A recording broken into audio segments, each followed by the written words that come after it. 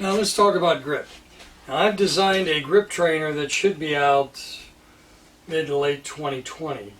Well, let's take a look at the subtleties of grip and what grip does. I'm going to go to one of my mid-core stance widths here. Move this way a little to be more centered. And I'm going to get my left hand grip on the club. Notice the shaft lean. Notice where that club points. Okay? And when I get this grip, notice how flat my left wrist is. That's another consideration. So if I have shaft lean and I add my right hand, my left hand position is going to dictate my ability to rotate in my backswing. So if this is a good grip, so much rotation, I stay flat-footed, so much rotation I have in my backswing. My right hand controls my through swing. And you see how much rotation I have.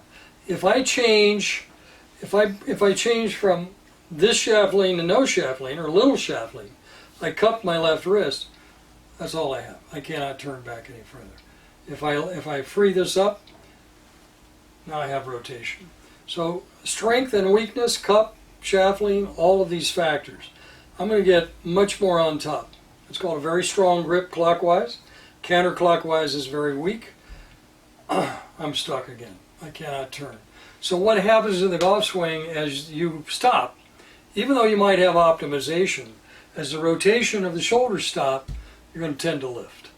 And a lot goes on there. And once you've lifted, if you set it in the backswing, you have to unset it, if you will, in the downswing.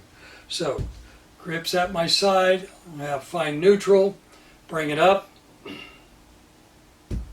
set my shaft lean here, and I have maximum rotation.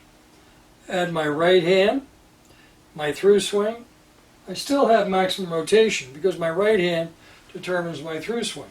If I get too much under, very strong right hand, I stop right here. So as soon as my shoulders stop here, my arms and hands are going to continue. I'm going to feel a bit of a flip at impact. Closed hip line now, strength and weakness of the grip will also create the flip.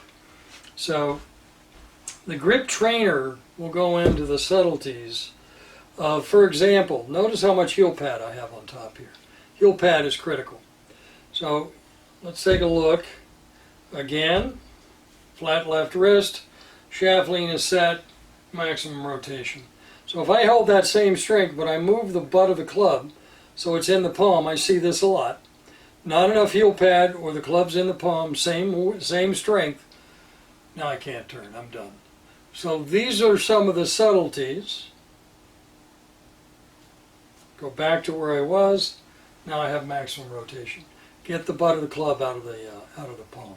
Get enough heel pad on top. If I don't have enough heel pad and I grip it in the palm like this, I can't turn. So all of these factors, both left and right hand, are going to impact your rotation. So once we've optimized, we've taken care of the pelvic line. The hips are always going to be square to whatever line you're set up to.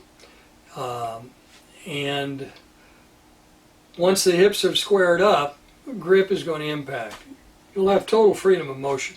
If you test your ability to rotate after optimization, you'll have absolute ease of motion in all directions. All I have to do is get a grip that's not good for me, and that ease of motion just ended.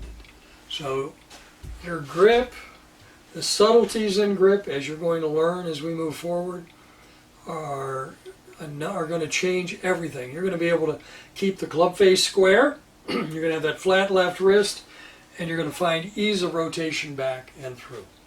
That's what's to come.